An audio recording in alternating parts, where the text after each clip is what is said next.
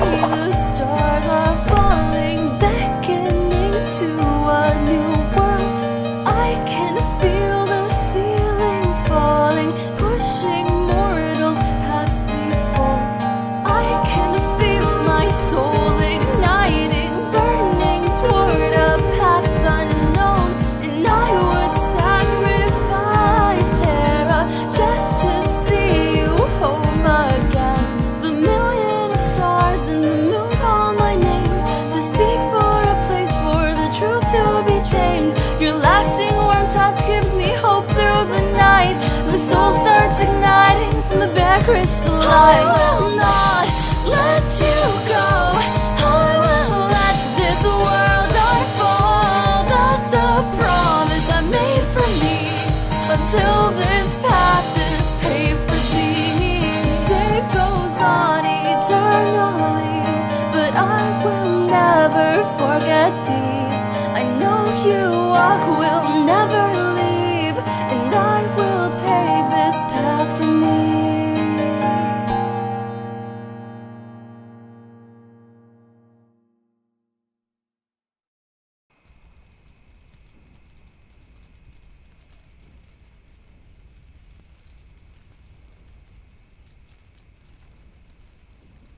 Sonia lay in the backseat of her truck, unmoving from fear, despite the sounds of the beast going silent.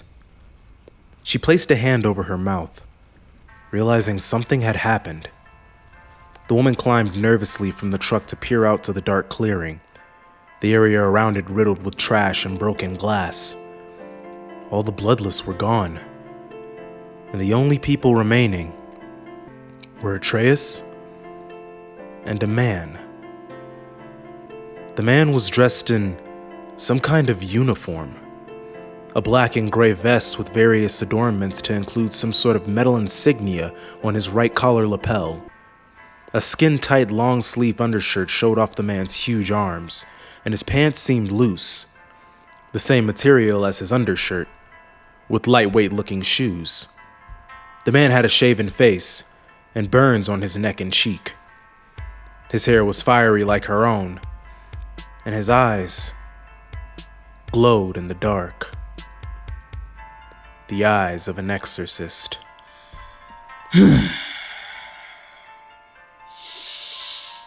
You, with the eye.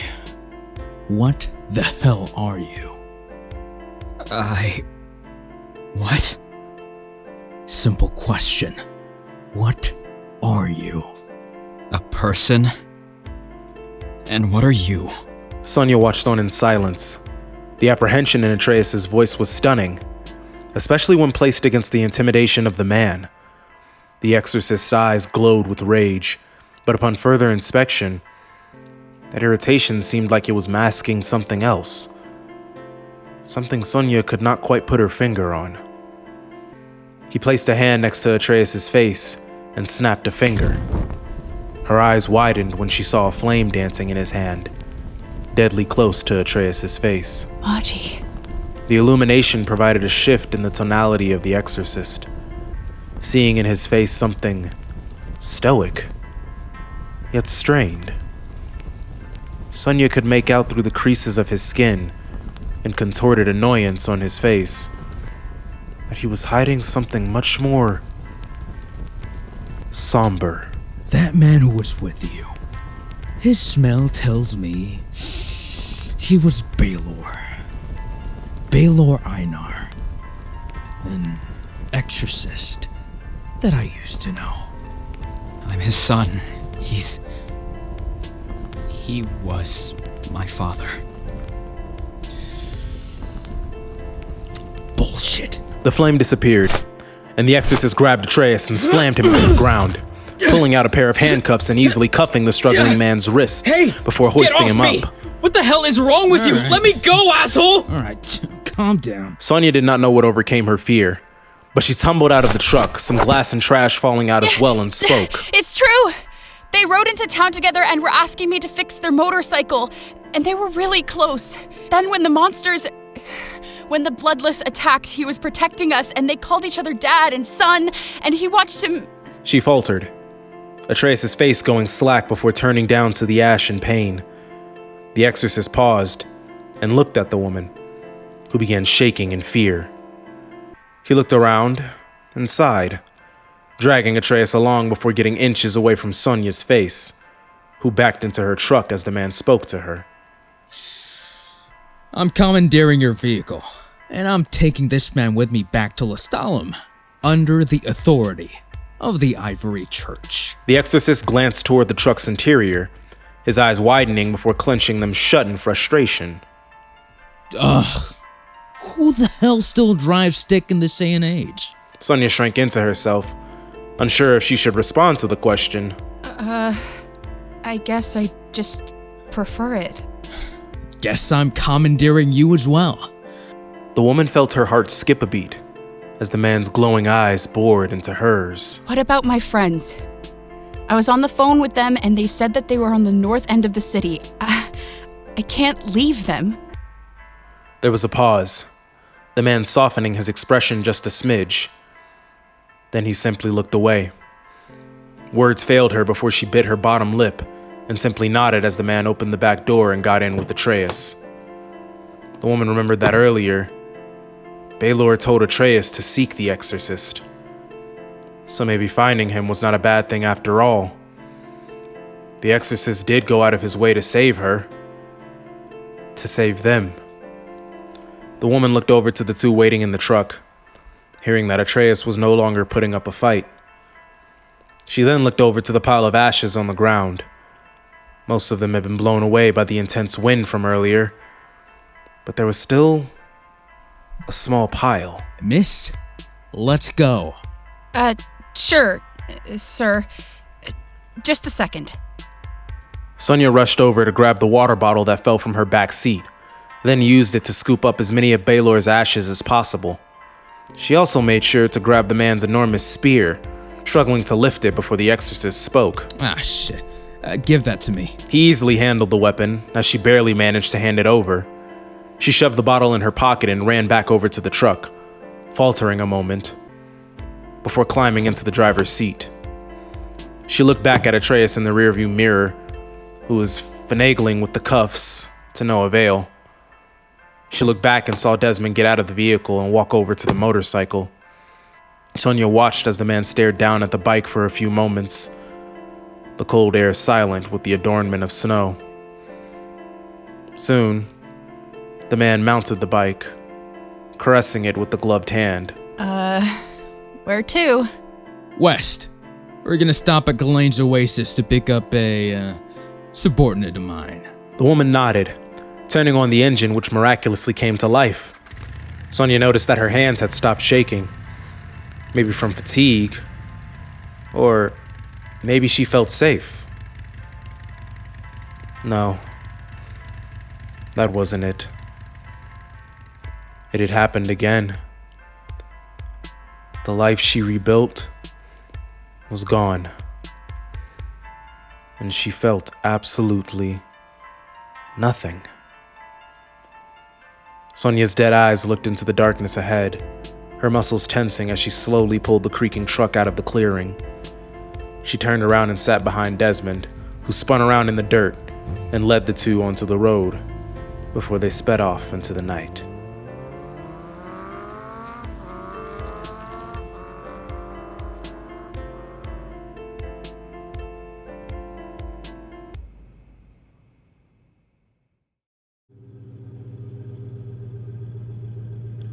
The trio arrived at the oasis after only an hour of driving.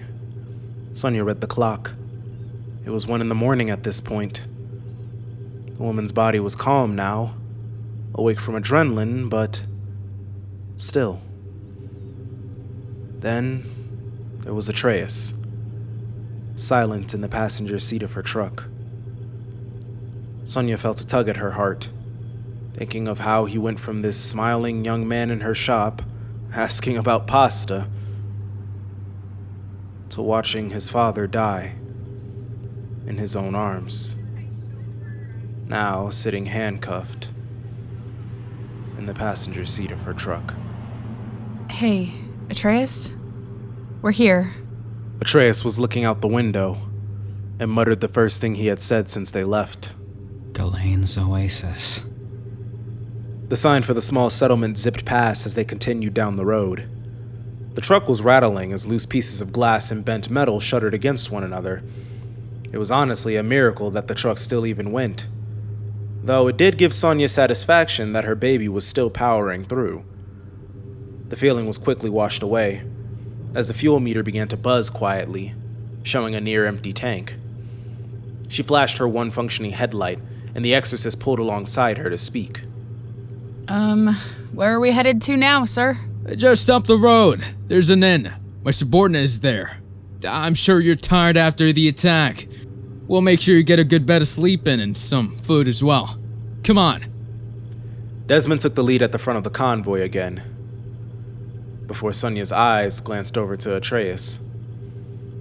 The young man had barely moved, let alone spoke, during the journey, as a look of utter loss was etched permanently across his face. Sonia realized that she should be feeling similar. She had just been ripped away from home. Her friends could be all dead, for all she knew. Yet all she could focus on was the fuel meter ticking slowly away. Any thoughts on the night's event being shut away. She had learned how to deal with such feelings, but as she turned back to Atreus, she realized that he was the one that needed help right now. Atreus? I'm sorry about your dad.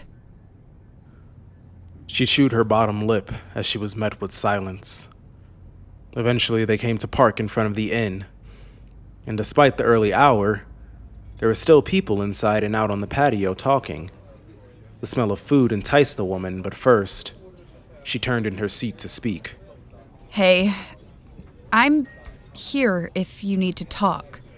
This exorcist guy is what your dad told you to look for, isn't he? Seek the exorcist is what he said. Well, here they are. Atreus turned to the woman and lifted his cuffed hands. And these?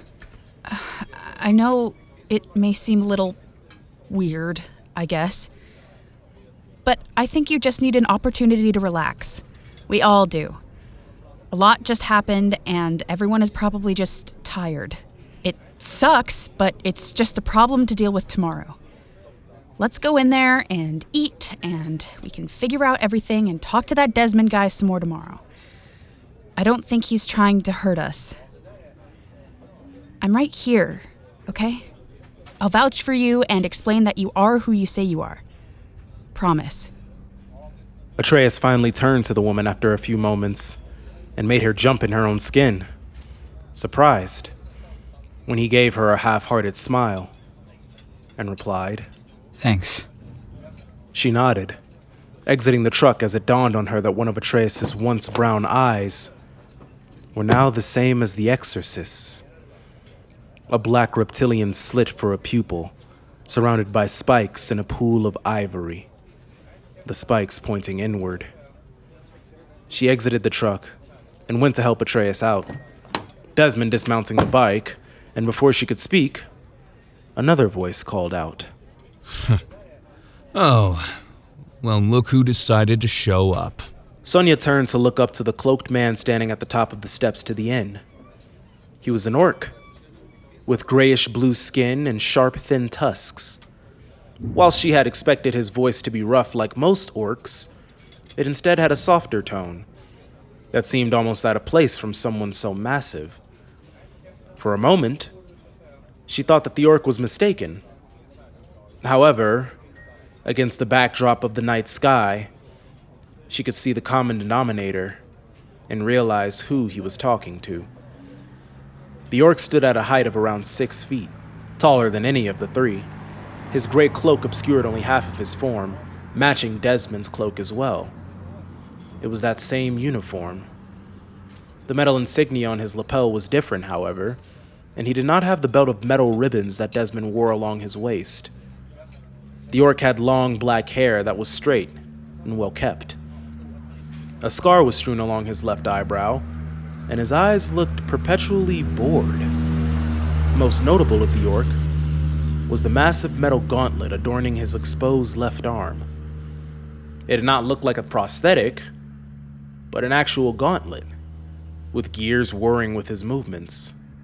His exorcist eyes were directed to Desmond, who waited for her to follow as he went to grab Atreus. Mr. Desmond, I think Atreus can walk on his own just fine. He's not going anywhere, and he's already cuffed, sir. It's just for security. I can keep him secure then. I mean, you already lawfully commandeered myself and my vehicle, and I don't want to end up in cuffs, so I'll make sure he stays put. Sir. Desmond looked the woman up and down before looking over to Holland, who shrugged. Why not?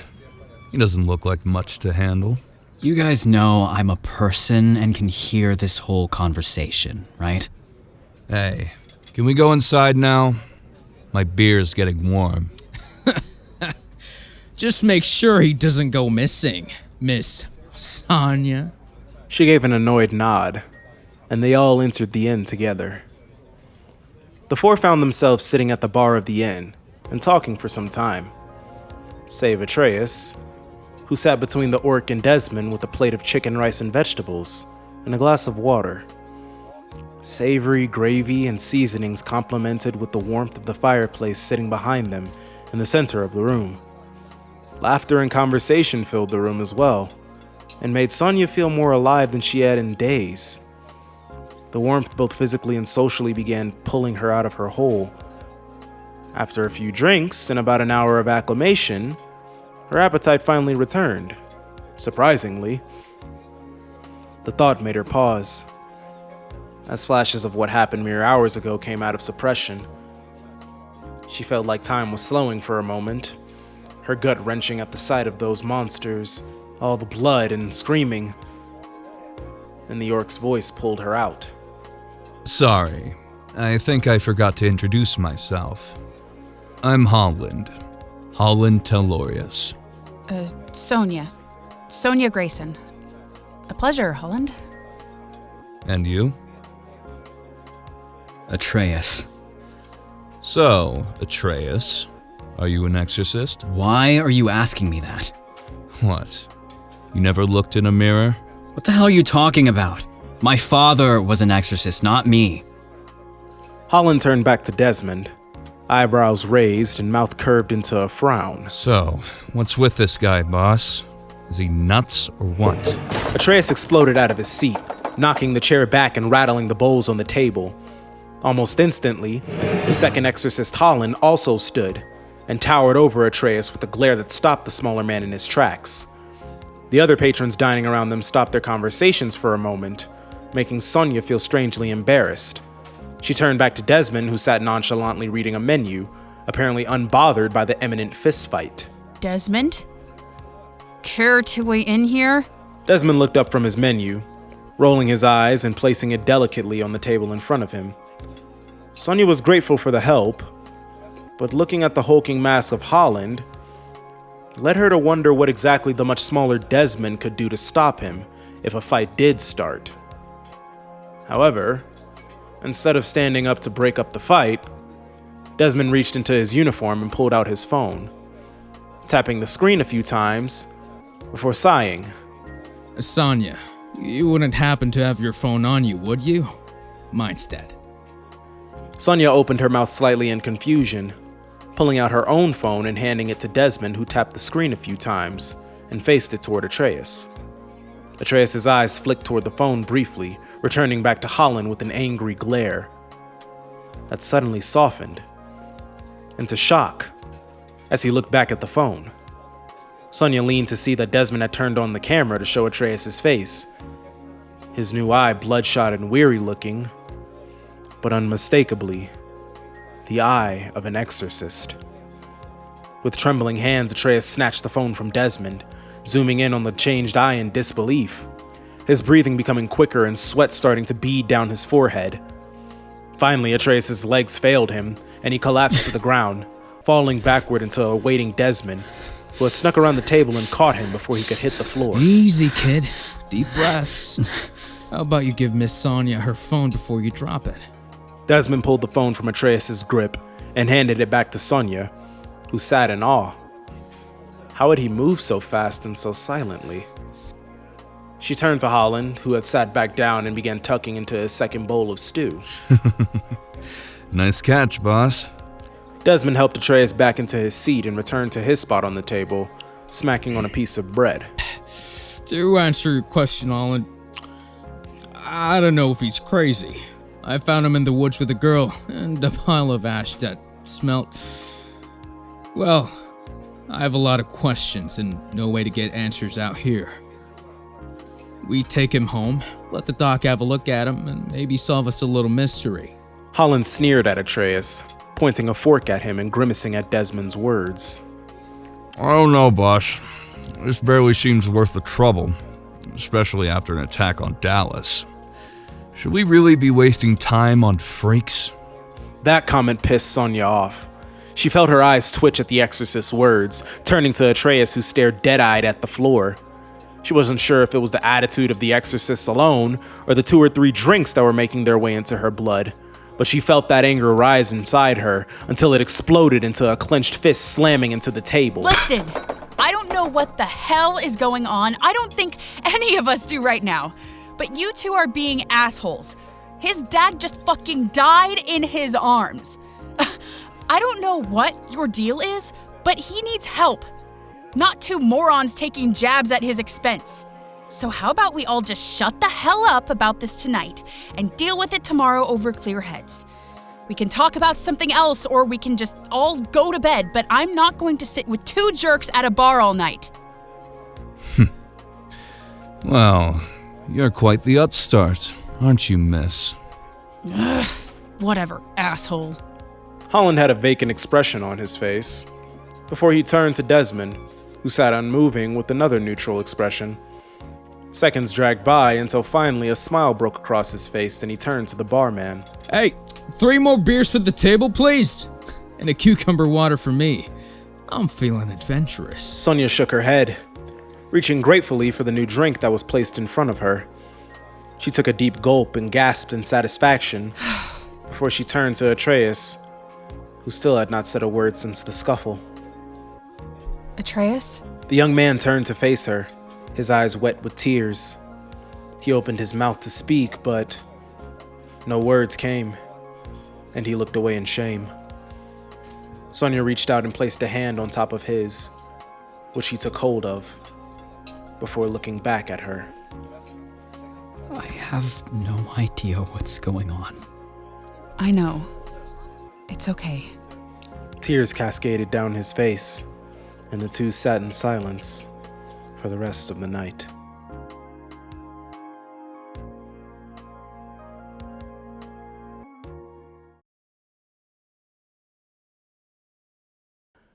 The light of the soul shone through the blinds of Sonia's room.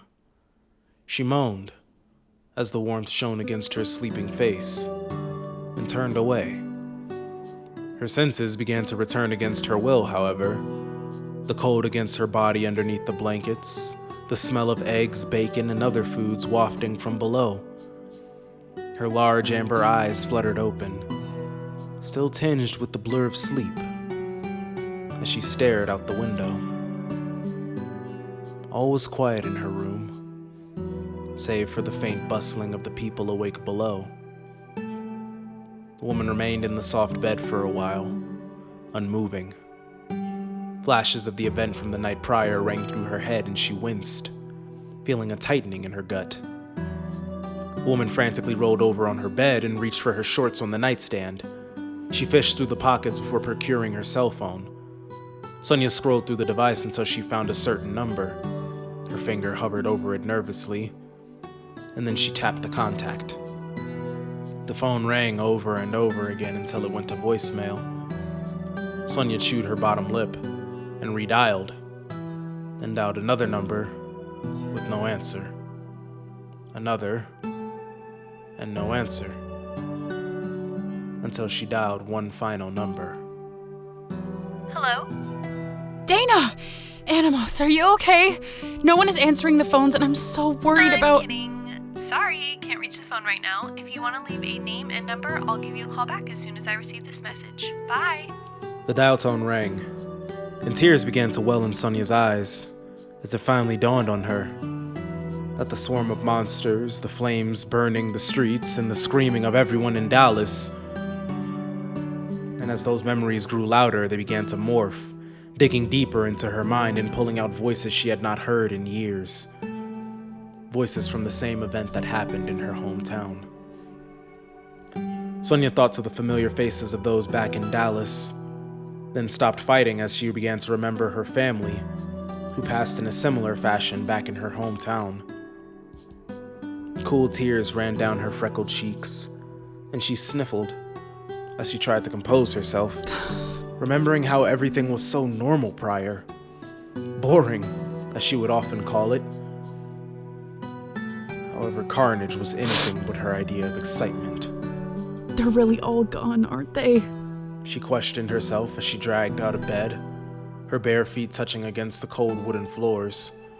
She stepped over to the window and peered outside. The beauty of the mountains in the distance, the unbridled light of the soul over the horizon. It all seemed to spit in her face, trying to charm her pain away with this beauty. She heard a knock at the door. Miss Sonia, you awake? Sonia grabbed her clothes and threw them on before taking a deep breath and opening the door. In front of her was Holland, the man's massive bulk filling the doorway and blocking out the rest of the hall. I'm awake. Good morning. Are you ready? Desmond and Atreus are downstairs waiting for us. Yeah, just let me grab my things. The woman went to gather her belongings, letting the grief rest for the time being. Holland led the way downstairs, and the inn was fairly active. People enjoying breakfast and preparing to venture out after the long night. Televisions were playing various channels around the room, and Sonia caught a silent Atreus and Desmond at a table eating rice and eggs. They approached. Sleep well? As well as I could. Captain. Huh? Sonia looked up and saw Holland give the redhead man a stare. All right. Miss Grayson, I'd like to apologize for yesterday. In the heat of the moment, it's best to take the highest precautions in order to ensure safety. I apologize for my behavior. I said we would have you accompany us to Arcadia. However, it is no longer necessary. No longer necessary? We had a conversation last night. Atreus agreed to accompany us on his own volition, so we will simply be riding the bikes back to Astalum. You are free to go. Thank you for your help. Desmond looked like he was reaching for his pouch before Sonia spoke. With all due respect, sir, I may be free to go, but where exactly am I supposed to go? There was a pause before the ivory eyes of the man settled back on Sonia. Some other patrons began asking to get a remote and turned up the volume to one particular channel. Developing story from the eastern region of Grana is the town of Dallas. A deadly bloodless attack of the commercial area of the town left dozens dead and countless missing. Exorcists were on the scene and exterminating the bloodlust threat. Most of the population has evacuated, and officials are investigating further as to why the town's defenses were not effective against the monsters. More on this at 3. The group's attention was turned and left them silent for a few moments. Back home? My shop is destroyed. My friends are likely evacuated as well. And if there was one attack, who's to say there won't be another? Why would you go all the way to the opposite side of Grana, though? Listen, I just need to get away from here, okay? I heard stories about how advanced Astalum is, and being a mechanic, maybe I could bring my skills there and further expand myself. Who knows? Maybe Greasy Grayson's is due for an upgrade. Well, sitting in her truck definitely sounds better than the back of a bike. Besides, she never finished my dad's bike, so I doubt it'll last much longer. Hey, how do you know how to work on Exorcist vehicles? I mean, jack of all trades, right? I read the manual. You read the manual? Who reads the manual? Mechanics? How do you think we learned to fix things? Ooh, so we can fix a bike then? Why don't you just do that now? Do I look like I'm in a mechanic's shop? Fair enough. Alright, fine. We can't just leave an Exorcist bike out for the masses to get their hands on. So, Sonia, you can come with us. We're gonna use the bed of your truck to transport it. Sound good? Sure. But we do need to stop in Arcadia first. Why?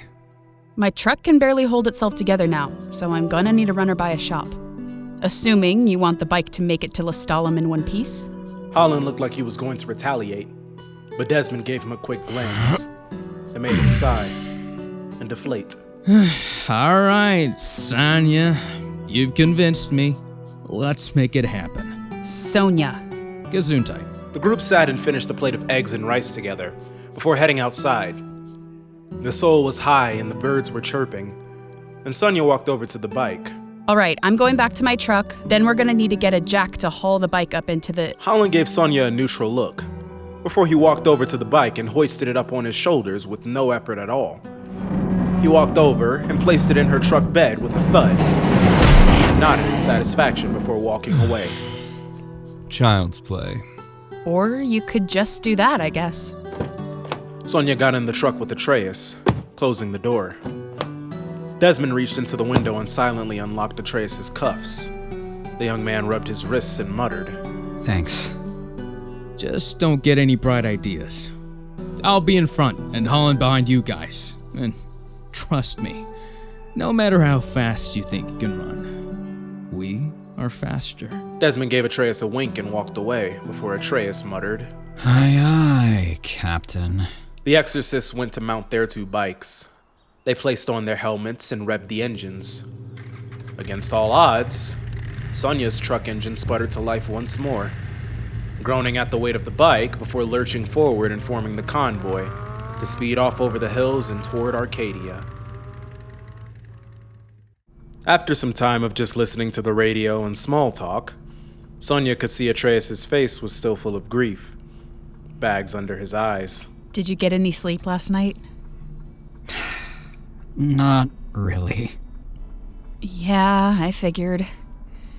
Hey, I know there probably isn't anything I can say that will make you feel better, but I understand your loss. I lost both my parents to Bloodless when I was 16. Bloodless attacked our small town, and Exorcist saved those of us that managed to hang on through the night. I'm sorry. How did you survive? My mother hid me in the crawl space of our house. She told me not to move no matter what, unless someone came to get me. I remember their screams, the howls of the Bloodless, and the man in the same uniform as Desmond who rescued me. I lost a lot of people that night. Again, almost a decade after I lost everything, and once again, Exorcist came to save me. I'm tired of being saved too. Yeah, I get that. I couldn't do anything. My dad fought to the bitter end, and all I could do was watch and run. If I could have done something, maybe he would still be here. As he spoke, a vision rang through Sonia's mind like glass. The cold presence of the man clad in darkness. She chewed her bottom lip and responded, Atreus, it wasn't your fault. There weren't just Bloodless to deal with. There was that man. The one who killed Balor. Sonia noticed Atreus gripping the cloth of his pants in rage. She felt something catch in her throat, remembering the same kind of rage she carried all her life. That insurmountable grief and unfathomable heaviness. Sonia gently placed a hand over his. His hands were so calloused, dry and cold. But above all, she could feel him trembling, his muscles doing nothing to relax. If you want to talk, I'm here. And, by the way, She let go of his hand and reached into her jacket pocket to procure the water bottle of ashes and handed it to him. What? your dad's ashes. Or some of them. I scooped them up before we left last night. I thought you might want something. Anything. She watched as the young man sat still, his face unmoving, before she saw tears begin silently streaking down his cheeks from that ivory eye of his. Thank you, Sonia. You're welcome, Atreus. Atreus wiped the tears from his face and smiled at the ashes despite himself. Sonia felt a smile across her face at the sight and looked back to the road. The two sat in silence for a while, the miles rolling by slowly, and eventually Atreus fell asleep in his seat. Sonia was happy to leave him be, aware of the fact that he probably needed the rest. Driving west toward Arcadia in silence reminded Sonia just how vast and beautiful Terra was. The mountains stretching across the horizon, dirt roads eventually smoothing over into pavement with other vehicles joining into a traffic pattern. The sky stretched above them, with its canvas of cerulean, adorned with the white rays of the soul high above. Large birds chirped in the air as they flew in their formations, making their way back home from the long winter. In some instances, Sonia was able to smile, as she looked out to the rolling green plains and saw mammals grazing through the hills, cows, horses, large reptiles all about. The woman adjusted her hair as she let it flow in the wind for a bit, the cool air kissing her skin and keeping her awake for the long ride. She looked out the window again and spotted a dog with his tongue out the window, smiling goofily. It gazed at her through squinted brown eyes, and she laughed before he gave a bark, and the owner of the large van sped off. The wind smelled of farmland as they passed silver fences in the empty plains, seeing gargantuan windmills arcing with electricity spotting the landscape. The woman reached into the back of her truck to procure another water bottle to have a sip, before looking over to Atreus, who was leaned back in the seat and drooling in his sleep. The bottle of his father's ashes coiled into his chest with both arms. Such a father's boy, Sonia thought to herself. She took a sip of the water, turning the radio up as they cruised along.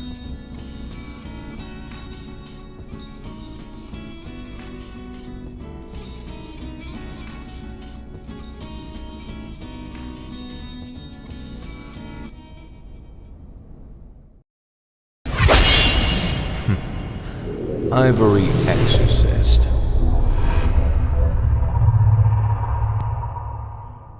Atreus? Hey, wake up. Check it out. We're at Arcadia. The man wiped the sleep from his eyes, and when his vision cleared, he was met with a sight unlike any he had witnessed previous. Whoa. The city was splayed out in front of him in layers, the road dipping down with the valley's terrain, and with it, structures of beautiful architecture rose high into the skies. Most of the thematic was centered around marble and stone, with accents of glass and metal catching the beautiful light of the soul. Greenery seemed to take hold upon almost every structure, even the ones reaching high above the ground. Arcadia's roads were wide and roomy, allowing for beautiful views upon the city. Riding on that road was like coming upon a kingdom split down the center, for anyone to witness as they approached, making the first impression on Atreus a grand one. The city was split down the middle all the way to its central district, where an enormous circular loop ran through the center. There were 4 quadrants raised to different levels, being built on varying altitudes of the valley.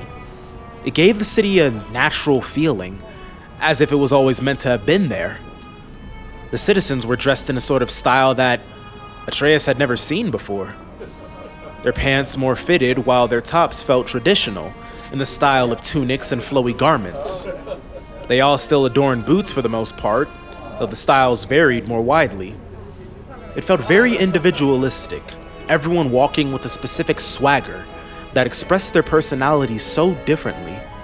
There were large signs high in the sky that advertised all sorts of things.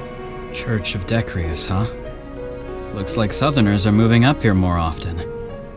Decrius? Don't they mean Duriel? No, it's Decrius. Are you a follower of Animos, Sonia? Yeah, I am. Although sometimes it's kind of hard to stay true to life when there's so much darkness in Terra, you know? Yeah. My dad used to be a follower of Duriel. but he taught me to follow Animos. 'Cause it's what my mother would have wanted, and he was afraid of what she'd do if he didn't teach me that. Atreus looked at the water bottle of his father's ashes, tenderly rubbing a thumb along the bottle before slipping it into his pocket. Desmond turned around and motioned toward a side road with several restaurant signs and a large mechanics shop called Mod Shop 2. Desmond approached the truck and opened the door for Atreus, who stepped out and shut the door.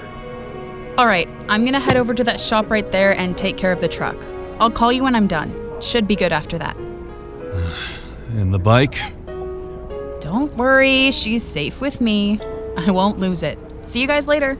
Sonia drove off around the corner and into the shop, Atreus turning around to the other two before Holland spoke. Gods, I'm starving. Oof, I gotta use the restroom. Food sounds amazing right now. Lunch? My dear Holland, absolutely. Desmond stifled a yawn and walked down the street toward one of the many open shops, stuffing his hands in his pockets as he went. Atreus walked beside them, and the three traveled along. The roads were well paved, slightly weathered from age, but still well kept. People with orange vests and helmets surrounded certain sections of the street and were working power tools. The sound of loud jackhammering rang above all the bustling traffic and conversation. Atreus was taking it all in before Desmond motioned him over to a small pastry shop with a decent-sized crowd on the outskirts of the city center. Do they have a restroom here? Music was playing through the shop, and a low roar of conversations was being had amongst all the people. The sound of hammering was overtaken by the jubilee of the sweet-scented shop. The three made their way toward the front of the shop, waiting in line as conversations were had all about. What are you gonna get? The chocolate chip pancakes sound so good right now. Do you see any high-protein options? That's a good point. The two exorcists went on through the conversation. Atreus could notice a few people giving nervous glances toward them. However, the atmosphere felt nothing like it had when Balor had been discovered by people in the boonies. These people were not as tense or openly hostile. They just seemed curious for a moment before moving along. You know what you're going to get, Atreus? The man approached the front desk with the other two, looking up to the menu posted on the wall before reading his options. Maybe just a sandwich and a slice of pie. Water sounds great too. That's it? You didn't even eat much last night at the inn. You gotta get something in your system. You're small as hell for an exorcist. Only way you're going to put on muscle is if you start bulking up. Atreus was wondering to himself why this Holland person thought that he needed to tell him that. And there he was again, calling him an exorcist. Before Atreus could respond, the clerk at the desk spoke to Holland and Desmond. Welcome to the Ivory Simons. Have you been here before? Ooh, yes, I have. Let me try your number 3 chocolate chip pancakes with 3 power protein pancakes. Don't forget the protein. Chocolate flavored. Please. Ah, an excellent choice, sir. And what can I do for you, monsieur? I'll take 7 peanut butter power pancakes as well as a strawberry milkshake with oats. Desmond went ahead to pay for his meal and Holland followed suit. Before Atreus knew it, he was up next to order. He frantically searched for his pouch, feeling in his pocket his dad's payment card, before he sighed a melancholic sigh. I know it can be quite overwhelming with so many options and such a big world. Go with your heart and your sweet tooth.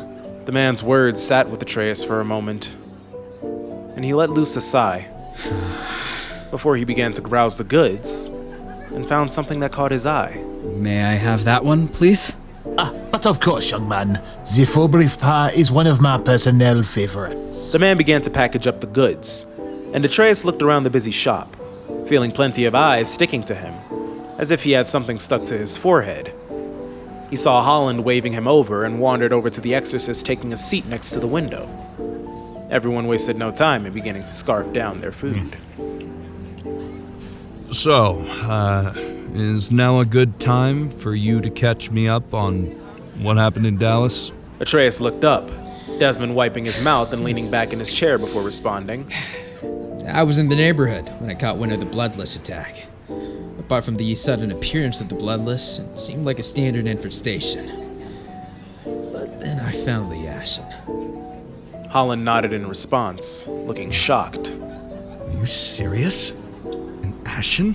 What's an ashen? They are what you could call the evolution of bloodless. Ancient beings derived directly from the Harbinger that should be extinct. The Harbinger? All you need to know is that she's bad news. If the Harbinger is the darkness of Terra, the Ashen are her shadows. Beings of darkness with power on par with Exorcists. The true reason for our creation. So you mean the one who killed my dad? You saw him? Atreus nodded. How did you end up fighting an Ashen? My dad was attacked, mortally wounded. We rushed him away and stayed with him until he passed on. So, yeah, I chased him down, but he slipped away in the darkness. Not much I can do about it, sadly. But what really matters is that it was an Ashen, and that does not bode well for the future of Terra. I see. And Atreus? Where does he fit in all this? When I chased the Ashen, I thought I recognized an exorcist running in the crowd. But by the time I caught up with him, he was gone. And the kid was there with only half his eyes glowing. Atreus looked down at his food, his appetite starting to subside as the memory of that night began flooding back. When he died, I felt something inside me like never before. It felt like my veins were on fire. My heart slowed down and I was on the brink of death. Then everything became clearer. I felt stronger. What was that? Burning in your veins? Slowing hearts? And you've never been, say, experimented on or anything? No. What? Because the only way you feel any of that and then awaken with Exorcist eyes, or eye, is going through the Ivory trials and obtaining the eyes through genetic mutation via the Ivory Church. See, that's what I'm talking about. What are you two talking about half the time? What does the eye even mean? Ivory trials? Mutation? Like, what? Holland let loose a sigh before he leaned in and spoke. The eye. We get it through the acocytes. It's a parasite that's bonded through us through the Ivory trials, which are the genetic mutations we are subject to in order to bond with the parasites. Huh? We get these eyes because the parasite gets bonded with our genetic coding, which enhances us to supernatural heights. It's not the eye, it's the DNA. Exorcists can run faster, punch harder, and think faster than any average species. So, a parasite inside me bonded with me, and that's why I got the eye. Presumably. You personally have never seen anything like it from someone like you. But you feel it, right? The slowing of your heart, the pulse that resonates in your ears oh so slightly when it's quiet. You hear the conversations outside? Smell the blood from the guy across the room? He did. He could hear the guy outside yelling that he stubbed his toe before he left and tripped out his front door. He could smell the blood from the guy's knuckle across the room, presumably from a work accident. His heartbeat beat so slowly now. He tried to focus, but started getting overwhelmed, and Desmond sat forward. Relax, kid. Think about it too much and it can get overwhelming. Don't throw yourself out of whack. Just get back to the conversation at hand. No one in their right mind claims to be an exorcist. I never claimed to be an exorcist. I don't even know what those really are, apparently. My dad was a gigant. I just assumed he was strong because of that DNA, not this. Your father was a gigant? What happened to you? The exorcists are a regime of special soldiers. under the Ivory Church. The Ivory Church made exorcists almost 700 years ago to keep them gone. Conventional weapons proved less effective against the beasts. Magic was in demand as it was effective. Then, the Grand Priest, leader of the Ivory Church, found the exorcist with power on par, if not greater than Magi, took on the delinquents and those without a future, and turned us into the most well-equipped weapons against the bloodless there are. So, exorcists are the good guys then, right? It's complicated. People fear what they don't understand, Atreus. There's a lot of darkness in Terra, and necessary evil comes with it as well. If we have to garner the hatred of the world in order to keep it safe enough for people to continue their lives, then so be it. Why do people hate exorcists so much? You were in Dallas. You saw what I had to do to those people. Those bloodless. It's not everyone. Most people are okay with us. They understand why we do what we do. It's just a lot of bad stories about bad people get lost in translation eventually. Not like it really matters if you're not even an exorcist. People hate monsters. And exorcists may be monster hunters, but our strength comes from a similar place as their bloodlust. There are a lot of strange people that walk this world. Desmond tapped his temple with a finger. But the eyes are the unifying factor to all of us. The eyes of the exorcists. Exorcist eyes? 10 points for the boy genius. Could you maybe shut up? Could you take out the colored contact lens, crybaby? You think this is fake? Without a doubt. Prove it. Atreus wiped his eye for whatever contact may have been in it and stood to meet Holland. So then where'd you get it? Atreus had enough, rifling through his clothes before he procured a worn photo. He made sure to at least grab that from his backpack on the bike at the inn in Dallas. You've got to be kidding me. Is that proof enough? Desmond grabbed the photo from the table and stared, giving a chuckle before he passed the photo to Holland, who raised his eyebrows, holding it next to Atreus' face and double-taking a few times.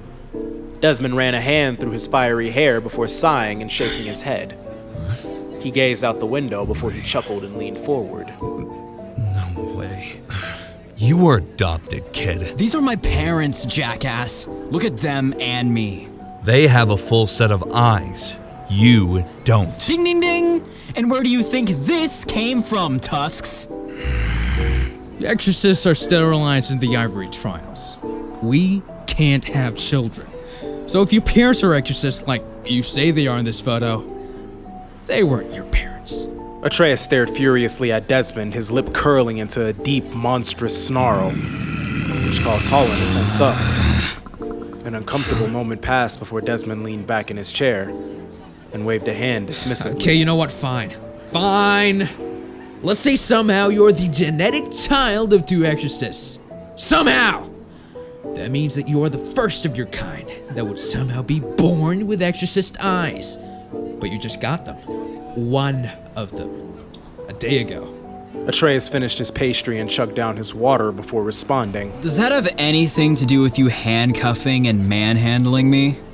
Yes. Because you're an exorcist. Or whatever you are, that I have never seen before.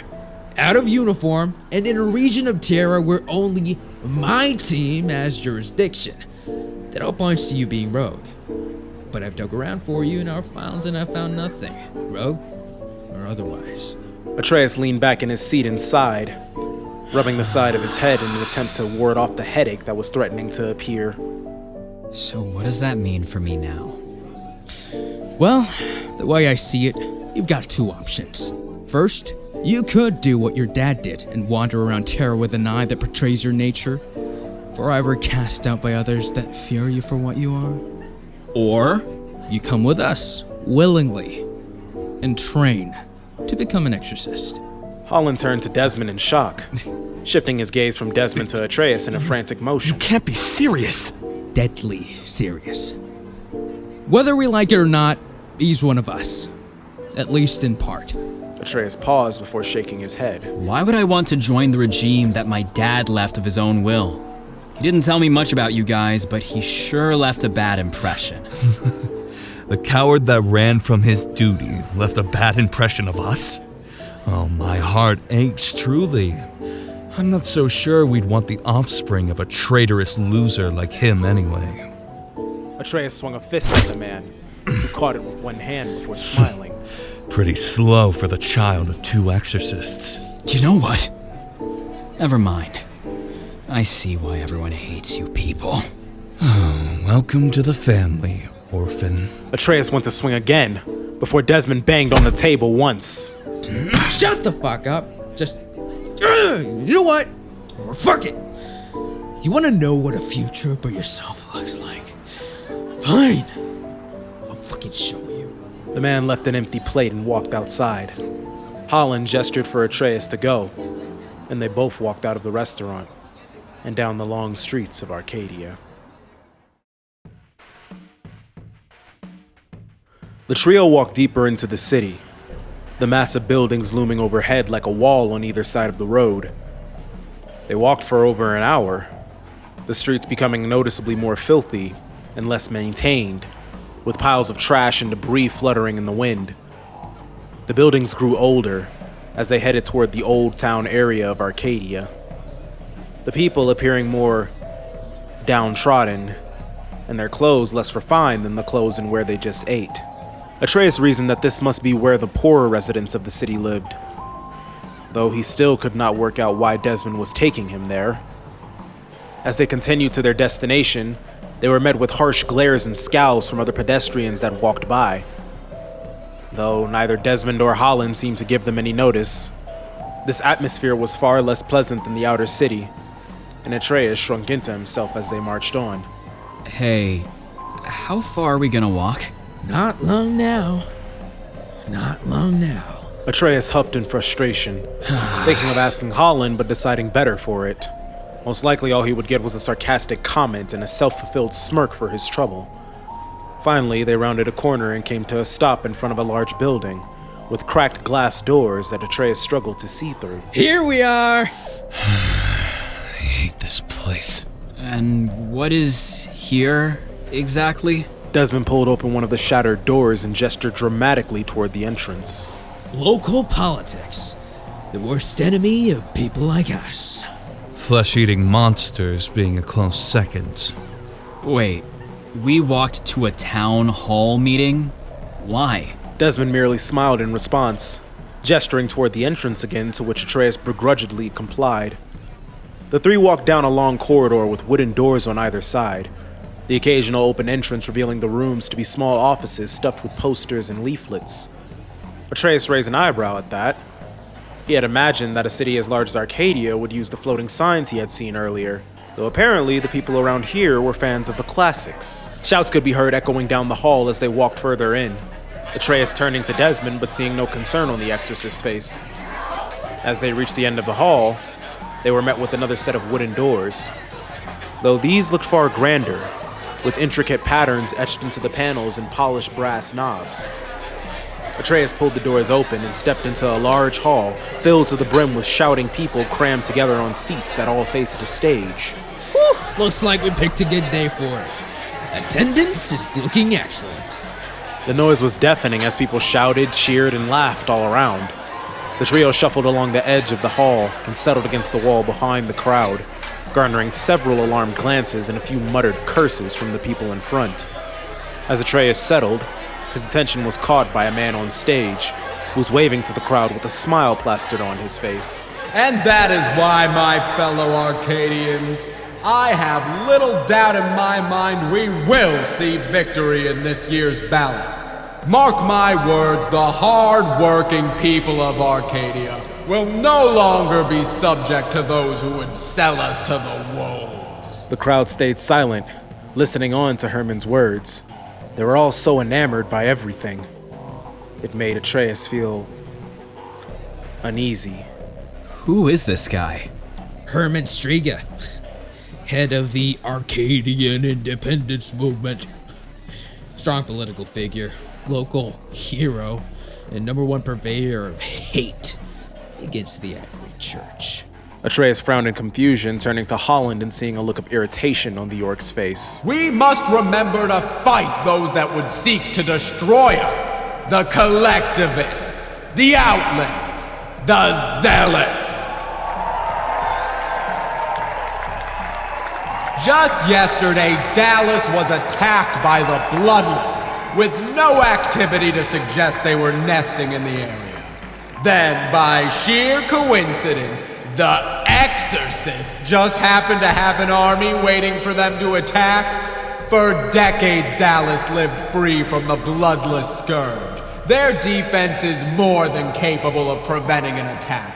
And now, with the election just around the corner, they expect us to believe that the bloodless appeared from thin air? Dallas has supported Arcadian independence for decades. And now finally the priest and his Ivory Church have removed a thorn from their side. I ask you, how long until they come after us? Lying bastard. Easy, big guy. Remember, this is a lesson for the kid, not you. Atreus turned back to Holland, seeing the look of anger in his eyes. Desmond placed a hand on the orc's shoulder and squeezed, to which he seemed to relax, if only slightly. And our gutless leaders do nothing to stand against these killers. They sit idly as these murderers run rampant across Grana, killing as they please and demanding payment for the blood they spill. How long will we take this? How many more deaths will it take for us to stand up and fight back? These monsters want to build an empire on the corpses of our children? Well, I say no more! The crowd stood from their seats and cheered, drowning out anything else Herman said. Atreus felt a hand on his shoulder and turned to Desmond, who gestured for them to leave. He followed the exorcist back into the corridor, his ears ringing from the noise as they walked out of the building. Holland shook his head and gestured toward the hall. The guy makes my skin crawl. Mine too. Though, I have to admit, he knows how to work a crowd. Atreus leaned against the wall, rubbing his ivory eye in confusion. So, why did you drag me to that, exactly? Didn't you listen to the speech? The Ivory Church isn't exactly popular with many people in Grana, and beyond for that matter. He said an army attacked Dallas, but only you were there. He also said that Dallas was destroyed, despite 90% of the population surviving the attack. The man is full of shit. The point of this little expedition wasn't to fact-check the finer points of Mr. Striga's recounting of events. It was to show you that the Ivory Church is at the center of a lot of friction when it comes to Grenadian politics. We fight the most dangerous threat to the people of Terra. But in order to do that, we have to get into the dirt. And no one likes having dirt tracked into their house. Precisely. You were in Dallas. You saw what happened to the people that were attacked by the Bloodless, and you saw what I had to do to those people. We are the most dangerous warriors in Terra, and we answer to no one but ourselves. You want to know why people hated your father? It's because he could have crushed them like a bug at any time if he wanted. He would never do anything like that. Newsflash. He was a gigant and an exorcist? I'm sure he squashed plenty. Why the fuck does it matter what he did? You're asking all these questions, but it feels like you aren't even asking for yourself honestly. You ever wonder why your dad was never welcome into town? Why he always seemed to put people on edge? It's because he was one of us, Atreus, and we scare the shit out of people. Atreus felt taken aback. This was it?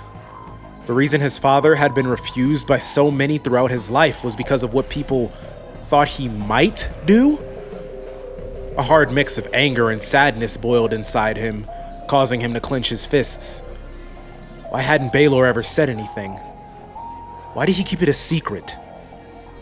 Desmond stepped behind him and leaned against the wall, looking up at the skyline. Sorry, kid. Really. I am.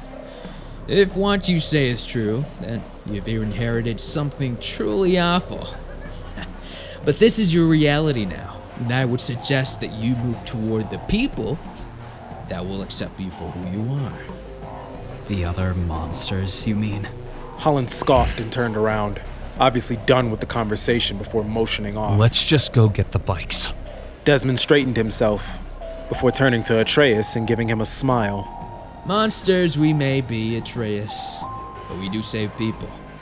And if they can't accept us for what we are, then the best we can hope for is that they accept us for what we do.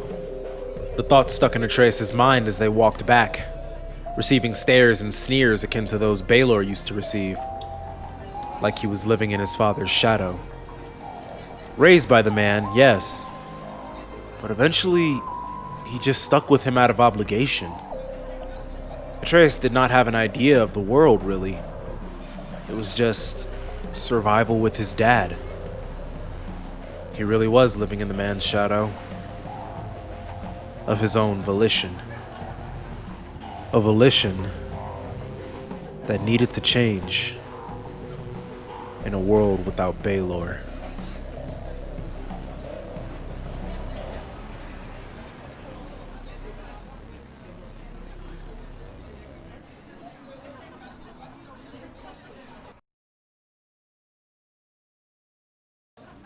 Eventually, the crew made it back to the city central, before Atreus caught a glimpse of a cloaked man fiddling with Holland and Desmond's bikes. Hey, what the heck is... In a flash, Holland stepped up to the man and grabbed him by the shirt, before lifting him off his feet and slamming him into a wall.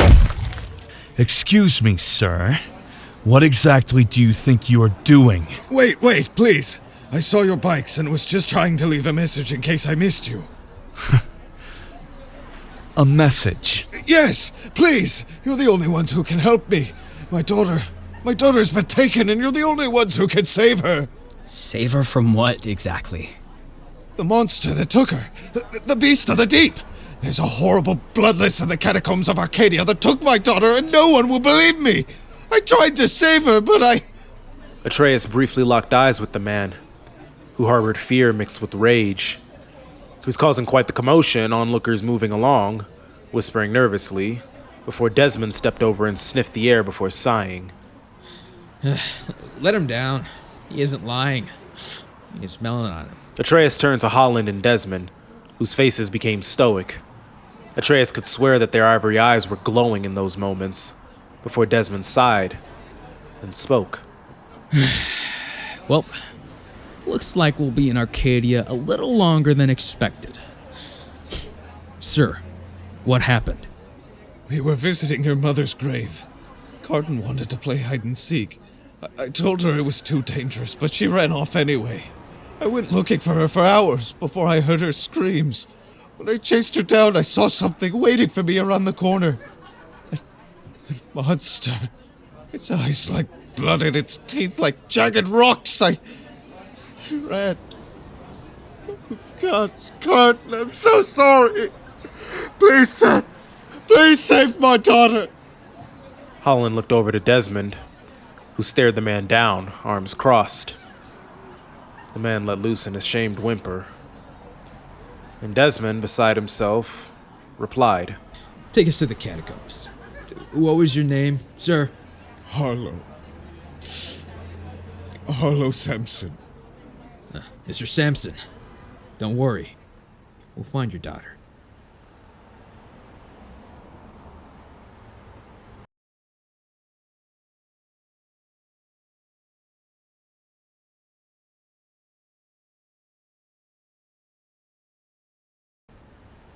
The sun had already begun to set, and the city grew busier as people came out for the nightlife. Desmond and the crew followed the signs around the city toward the catacombs. They took many winding roads and back roads into the underground tunnel system, until finally arriving at the monstrous entrance of the underground graveyard. An enormous marble gateway led down into a dark corridor, clearly far older than the upper levels of the city, as if it were too sacred a place to modernize. Hello? Anybody home? Hello? Really? You're gonna find her, right? Desmond turned back from the dark mouth of the entrance with a look of cold determination. Yeah, we are. What's your daughter's name again? Carden. Holland approached the man and extended an arm to shake his. We will bring Carden home. Please, stay here. Desmond watched as Holland turned and began walking into the darkness before being enveloped. Atreus began following behind before Desmond stepped in front of him. It's probably best if you stay with the old man and kept him safe. I'm going with you. Desmond turned around to Atreus, seeing a determined look in his eyes, before he tried to wave him off and simply turn around. Just stay here, kid. No. You said I could either sit around and play with the fate of being a wanderer, or to find some kind of purpose. I may not have all the answers, but I'm not going to let a father lose their child. When Desmond turned back around, he noticed that glowing eye of his, the ivory behind Atreus' soul, wasn't determination. It was deeper and much more familiar. It was loss, and moreover, wrath. Desmond smirked deviously before speaking. Alright. You promise not to try anything stupid if I arm you? Atreus nodded before Desmond conjured a long spear-shaped flame in his hand. He tossed the flame over to Atreus, and in midair it transformed into the spear of Balor. Brachus. I assume your dad taught you how to use that. Atreus nodded. Alright then, Atreus. Show us what you're made of. With that, they gave Harlow one more regard before diving into the maw of darkness.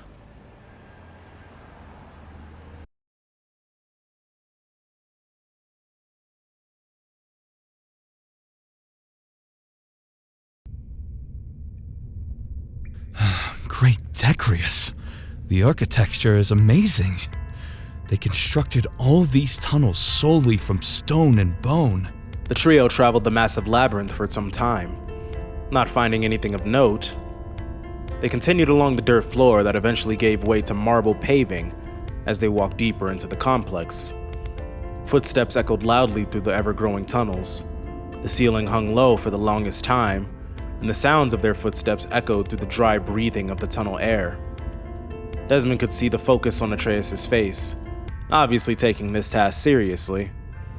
The tiniest bead of sweat trickling from the bush of his hair onto his cheek.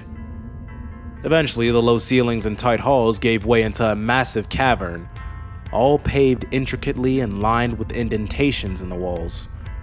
The occasional cobweb could be seen in the otherwise tidy underground graveyard, and the most grandiose of what they had seen thus far stood in the center of the Black Room. Who's that? That's Decrius, Light of Death. Desmond looked up toward the stone statue of an ogre, a beautiful man with chiseled muscles and clothed with only a scarf covering his privates, along with his eyes. In its hand was a chain connected to a curved blade in his other hand. The facial expression was impressively detailed. Despite only the lower half of it being revealed, he could tell what it was. Pure sorrow. Kin of Animos. Light of life, right? You got it. Looks like Arcadia was built on the backs of high and lowborn working together. It's rare to see humans worshipping or even acknowledging Decrius. Desmond cleaned the grease from his ear before looking up at the statue to Decrius, and averting his gaze down the hall that eventually faded into a very dim black. He snapped his finger, and a flame danced on its tip, illuminating the tunnel significantly. He grew the flame a bit more until they had good lighting. So, that's magic, right? No, magic stems from the lights of Terra. It's more spiritual and ancient. Exorcists all have the ability to utilize magi, a genetic birthright to our kind that stems from the chaos of the Radiant Ones. Desmond was able to get a better view of the detailed statues, the rows and rows of coffins lining the walls with obituaries of the deceased upon them. Out of curiosity, Desmond approached one of the coffins and brushed some dust off of them to reveal the names of people. It looked like they were grouped by families to the best extent, and the deeper he went into the catacombs, the fresher the dates of death. They continued deeper into the cavern, coming upon steps that dove even deeper so. The single corridor eventually expanded into wide halls with multiple exits. After walking for some time in silence, Holland spoke. Probably time to backtrack a little bit. Desmond was going to agree, still not able to define the faint scent of the monster, until the sounds of heavy breathing and footsteps echoed in front of them. He turned around slowly, hearing Atreus and Holland reaching for their weapons. Atreus fully drawing his, while Holland simply reached for his own. The sounds of a girl gasping echoed through the halls ahead of them, and Atreus called out, Cardin? Hey! I think your dad is looking for you! Desmond looked to the two, and motioned his head forward. Without a second thought, Holland rushed into the darkness. Hey, wait up! Atreus followed suit. Desmond placed a hand in his pocket, and blew the flame out of his finger, walking to follow along. Huh? Oh, Ivory Exorcist. Get away from me! I'm not going to hurt you! Eventually, the chase led the two to a large clearing, with the ceiling high above them. The footsteps went silent, and Atreus called again. We aren't going to hurt you, Cardin. You're safe now. Atreus took a look around. He and Holland were in a large empty room, surrounded by polished stone statues all around, depicting hooded figures planted on one knee, facing the center of the room with heads bowed in reverence. Atreus approached the empty center of the room, the floor having an etched design of a mother and child upon it. He scanned the room and spoke once more. Cardin! It's okay. I'm here to take you back to your dad. Atreus saw the young girl cowering in a corner and ran over to comfort her. She failed trying to get away before Atreus turned to see Holland draw his twin-head battle axe from behind and went to yell something before he heard a gurgling, hair-raising voice above him.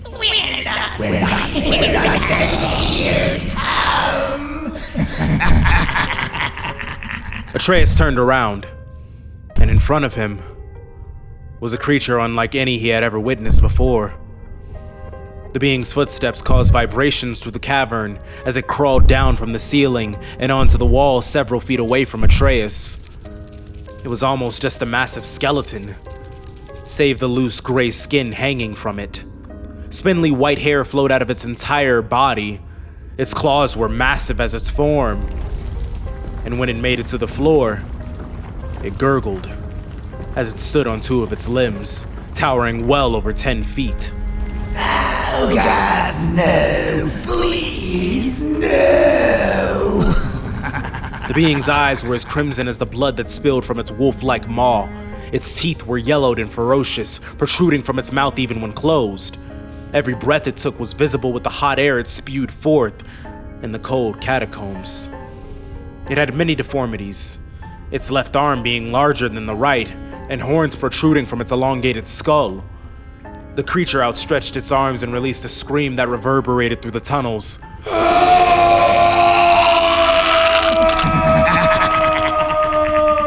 Cardin grabbed onto Atreus, who held her in his arms, as in the blink of an eye, the creature used its large arm to thrust itself right toward Atreus in a wild fashion. The young man dropped his leg and rolled out of the way, holding the young girl to his chest as the creature went barreling past him.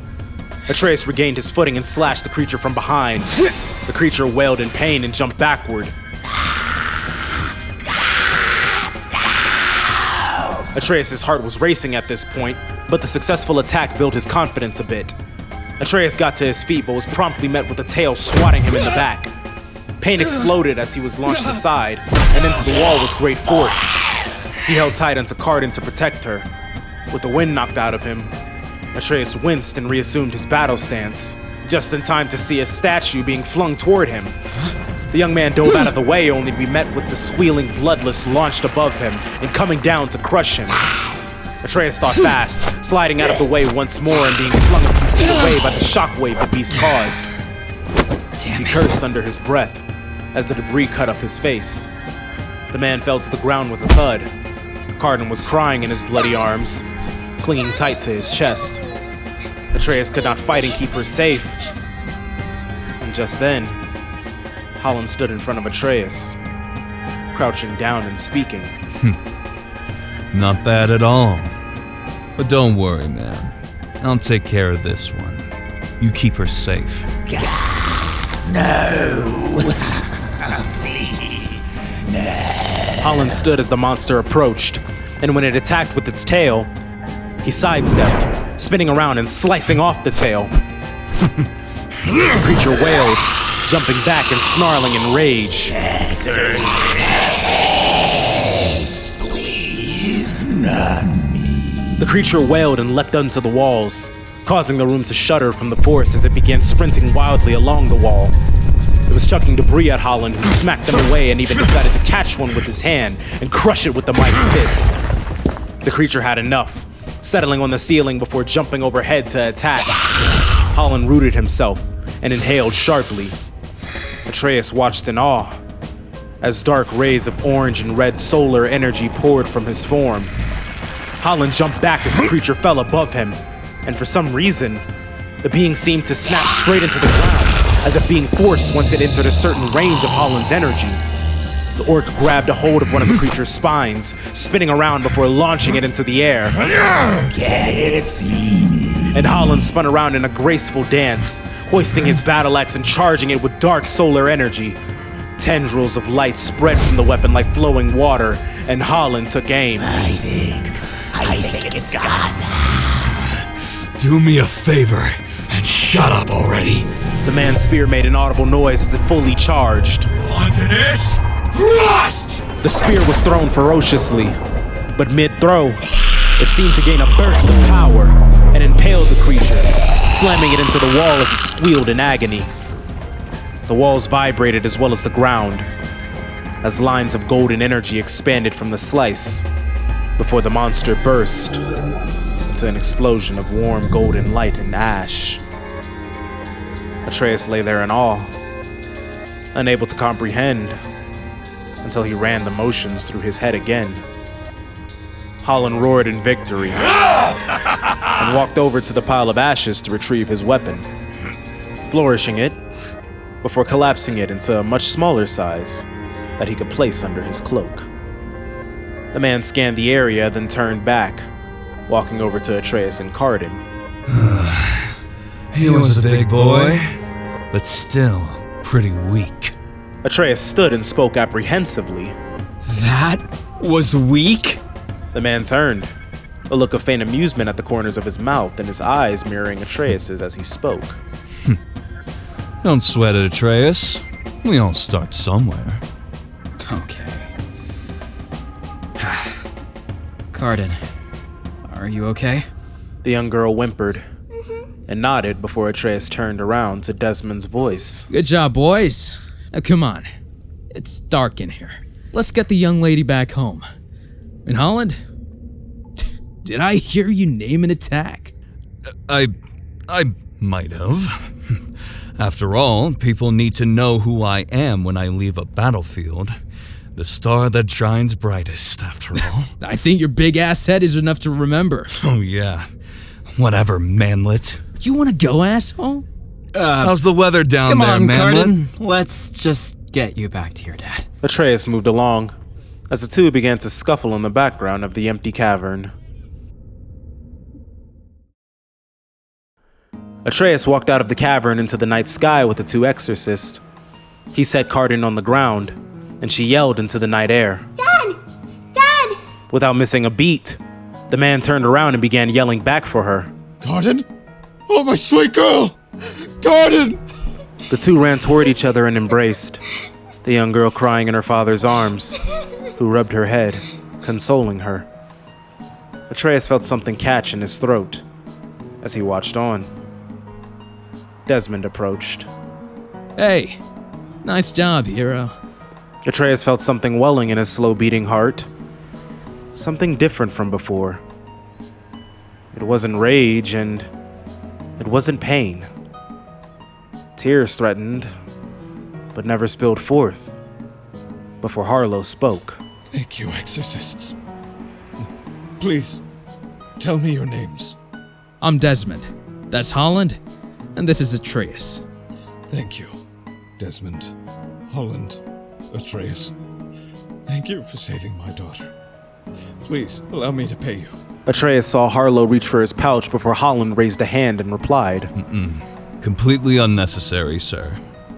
We're doing our job here. Besides, the safety of Terra's people is much more valuable than any monetary compensation. Atreus chewed his bottom lip and looked into the stars dancing in the night sky. The man and child turned to leave. Atreus looked down again and saw the young girl looking to him before giving a smile and waving. Tal Shara? It's a derivative of low-born tongue. It directly translates to "May the gods favor you," but it is commonly used as a way of showing thanks. Atreus was taken aback for a moment before he finally felt his body relax and a rare smile crossed his face. All right, I'm starving. What's for dinner? Man, we need to get back on the road. Is Sonia done with the truck? Desmond began to ring the woman's phone, placing it on speaker. Hey, we took a little detour, fought a bloodless and saved a man's daughter. Are you ready? Oh, well, that's exciting. Yeah, the truck is all done. Just chatting with the shop owners right now. Okay, well, we need to get back on the road, so... Okay, no. I'm sleeping in a bed tonight before we drive anywhere. You know, you are really demanding for a commandeer driver, Miss Sancha. It's Sonia, and fuck you too. Holland laughed, and the conversation died as Atreus looked down to his father's spear, still clenched in his hand. Hey, Atreus, that might have been a lot for you. That's the life of an exorcist. But like Captain L'Oreal said, it's your choice as to what you want to do. Whatever you choose... You know, in the end, everything my father taught me was to keep me safe. I never thought of Balor as selfish, and even now, I can't really understand why he was so adamant about refusing to help others through the bloodless threat in Dallas. Not many people choose the life of an exorcist, kid. Our regime isn't like anything you know of. Once an exorcist, your fate is sealed. You don't get the luxury of living a normal life by any means. You belong at the Ivory Sanctuary, with your own kind, where you can be trained, protected, and use the powers you're given to help fight against the darkness of Terra. Yeah. I just wonder why he left then. Listen, maybe you can go back to your life in the boonies. Looks like your dad trained you well. Enough, I guess, to handle your own. On the run, with nowhere to call home. You mean you just let me go? Oh, well, you definitely aren't a runaway, and doubt you could cause much damage if let loose. Not that I know what I'm gonna do anyway. Atreus, you speak of your father not helping people with the powers he had, only protecting you. That isn't inherently a bad thing. However, I get the feeling that you don't want to wander Terra alone. You have the power to help people. Is that something you want to do? This life, the everyday strife to fight against the darkness of Terra. This is what you guys go through? What my father went through? Helping so many people. Having no home, forced to run and hide. The life of a monster. A monster, maybe. But you won't be homeless. You'll be with the others. Who knows? Maybe they'll even like you. If you're so lucky. Atreus turned around and faced the duo, gripping Balor's spear and staring forth to Desmond with a burning determination. I refuse to be a monster. But I won't stand by if I have the strength to help those without it. What's that supposed to mean, kid? It means I'm in. I want to become an exorcist.